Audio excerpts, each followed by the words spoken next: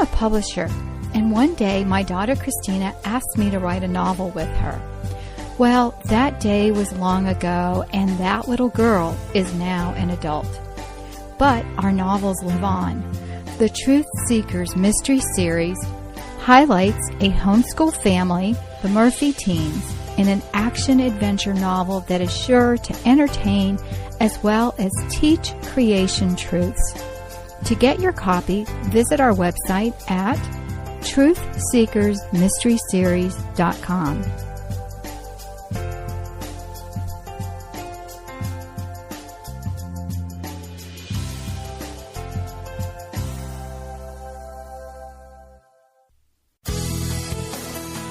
This is a production of the Ultimate Homeschool Radio Network.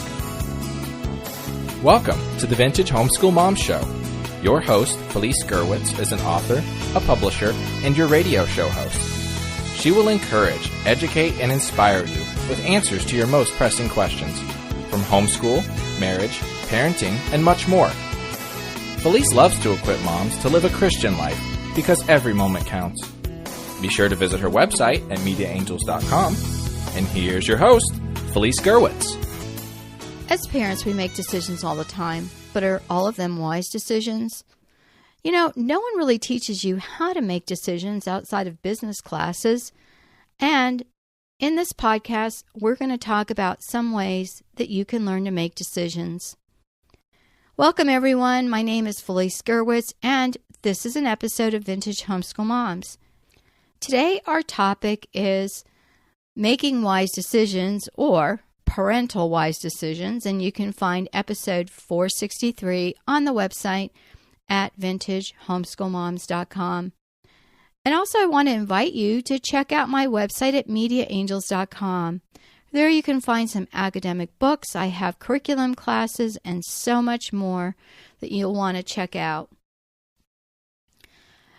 Years ago, we were trying to decide whether to move far from home into another state. One of the reasons for moving was purely financial. My husband had been offered a job as a contractor to build homes in a brand new Christian community. What a gift, we thought. But upon further prayer and a trip to go check out this place, which we both loved, we realized that this is not where God was calling us to be. In fact, we were very sad over the decision, and we had even asked a pastor in our church to help us to make this decision. Years later, we learned that there were some issues with this development due to some of the people who moved into the development. And it turned out it was a blessing that we heeded to our prayers and the pastoral counsel we received, and didn't go just because we wanted to, but we felt like through our decision-making process, it was not the way to go. Well, fast forward some years later, and I learned through a ministry I was part of that there's actually an outline that you can use to pray for different decisions. And then in some business classes I took, there was also a big outline on how to make wise decisions and how to, move forward in your business ideas. And it seemed like a lot of them dovetailed together. So I added my own twist on several of the lists that I looked at and several that I used. And I'm going to share one of them with you on a previous podcast that I did on our sister network at the Ultimate Christian Podcast Network. And you can look at my show, A Few Minutes with God podcast, on this topic, and it's called Blueprint for Making Decisions. And I have the link in my show notes. The focus on this podcast is using the same type of blueprint, but relating it to parenting and decision-making within our family. Sometimes the decisions we make with our children are the hardest ones we'll ever have to make. I will tell you some of the worst decisions I made were those that I made in anger or because I was upset. Disciplining and school and home often coincide.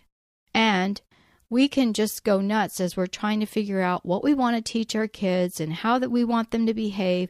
And some of the bigger decisions that we need to make are often made very quickly and probably not very well thought out.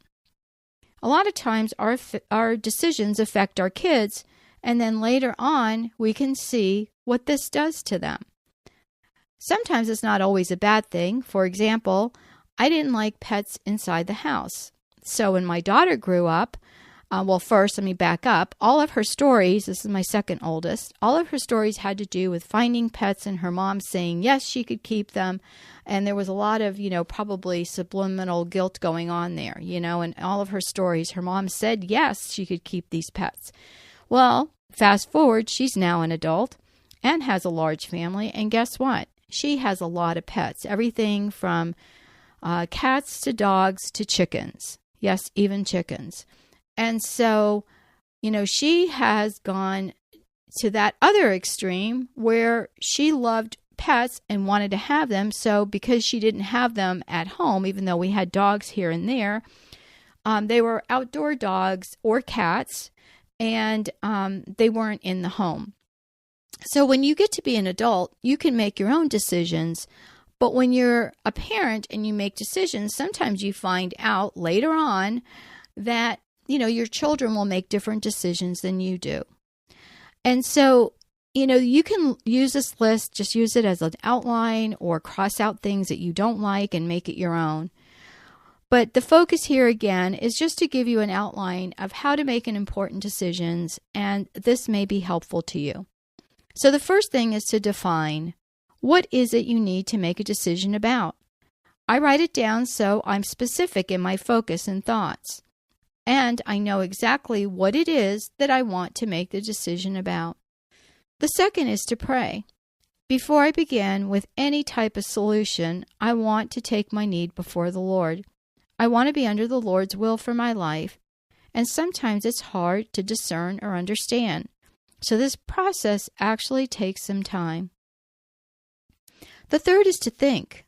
At this point, I start brainstorming possible solutions and write them down. None of it is, a for sure. I'll just jot down anything that comes to mind, and then I'll reread and circle the ones that I think have the most merit. The fourth is I sit on it, and I think about it, and I allow the ideas to simmer. And I wrote down here, no rash decisions. Especially if you're a kindred spirit and tend to jump before you think like I do, this is something that is important. Let those ideas sit and simmer while you're doing other things, and you'll be surprised at how different thoughts will come to you throughout the day or the weeks. The fifth is more prayer. You can read the Bible, journal, or a prayer book, and just really be in prayer about the situation. Number 6 is to eliminate. Think about the solutions you are leaning toward and think about what the outcomes will be to your solution. So think short and long term. Is this a good solution for you? If so, why? And what do you think will happen? The 7th is the solution. When you least expect it, something will come to mind. Our subconscious listens, and often we are in tune with God's ideas, and they'll come to mind miraculously. Often I haven't even prayed about a specific solution when I'll hear a scripture read in church that answers it perfectly. Number 8, write down anything that comes to you during this process. It may not necessarily be a solution. It may be something you want to think more about. And truthfully, it may not even have anything to do with a decision you need to make, but you write it down anyway, because maybe it will come into play. The next thing is look into your options. Now you're getting near the end. What are some things that you think are really good solutions? Number 10 is, do you have peace of mind? Do you really think this is the right decision? Do you think that it is something that makes you anxious, or are you stressed about it? If you are, it's not a good solution, so keep praying. And number 11 is go ahead and make that decision. If not, you can tweak and start again. One of the things I have learned that even after I've made a decision, sometimes I go back and change my mind. Recently, I had decided that I was going to have a large mentoring group and help people who wanted to podcast or write a book or give speeches and start public speaking about different topics or ideas. And I really wanted to do it, but I thought about doing it on a grand scale. In fact, I had this whole thing envisioned out, and I talked to some of the people that I work with within my own organization here at Media Angels, and I had, a lot of things figured out and planned. Well, then I decided, you know what? I am not going to do it on this grand scale. I'm going to do it at some point, not yet, but on a much slower and smaller scale where I will work with individual people instead of a big group. I decided that while I was excited about helping people, because that's what I'm all about, I like helping and I want other people to do what I'm doing and I want other people to write books or to podcast, but what I found was the idea of working within a larger group was making me anxious because it was going to be an awful lot of work. I've done something like this on a smaller scale, and even that was a lot of work. And people can really take up your time, and of course you don't want to not answer them and so forth.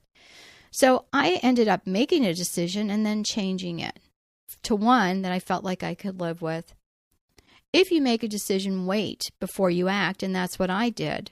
And I continued to pray, and I didn't feel peace about it. And then once I made the decision that I'm going to do what I'm going to do, but on a smaller scale, I just gave it to the Lord, and I'm going to trust in Him that when the time is right, I'll do it. And then I'm going to ask the Lord in prayer to prepare the way. Everything I have done within my Media Angels publishing company, this podcast network, the Ultimate Homeschool Podcast Network, as well as the Ultimate Christian Podcast Network, is really by the grace of God. And a lot of the decisions I've made have not really panned out, and others have. A lot of the decisions I made also affected my family, and it was important that my family was on board, as well as, being there not only for me, but me for them, and that it wasn't going to take so much time away from the kids. Making decisions is never easy. I remember thinking about buying a car, and I wanted one that would fit our family, but the one I wanted wasn't in our budget, and we just let it go for a while, and then we ended up with the same exact model that was a loaner car, I can't even think of what it's called, when you go to the dealership, and a test model. And it had very little miles on it. It wasn't brand new, but it hadn't been, purchased. And this car ended up being great for our family for about 7 years before we were able to trade it in for a brand new car that our family enjoyed for many, many years that was way, on sale. And it was really exciting that we waited and didn't get the ultimate car we wanted, but, we waited for God's timing, and sometimes it takes that. Remember, as a parent, we often have to make those hard decisions. My Italian father used to tell me that when he had to make a difficult decision that I wasn't going to like, that he would say to me, well, it's better for you to cry now than for me to cry later. And I used to, roll my eyes and go, oh my gosh, with all the Italian proverbs. In fact, I could write a book about all the things my dad said. But this is something that stuck with me for years. And he's right. If you have a teenager, it's better for them to cry now than for you to cry later. I couldn't see this truth at the time, but as a young adult with children of my own, it made perfect sense. Do you have ways that you make decisions that are helpful for you and your family? If you do, please go over to vintagehomeschoolmoms.com and look for the Parental Wise Decisions episode 463 and go ahead and share your comments with me. Please share this podcast with a friend, and also give us a star rating on any of your favorite podcast apps. Take care, everyone. God bless, and I'll talk to you soon. Bye-bye. Thanks for tuning in to the Vintage Homeschool Mom Show. Visit Felice at MediaAngels.com and TheVintageHomeschoolMoms.com. Vintage Homeschool Moms is a production of the Ultimate Homeschool Radio Network.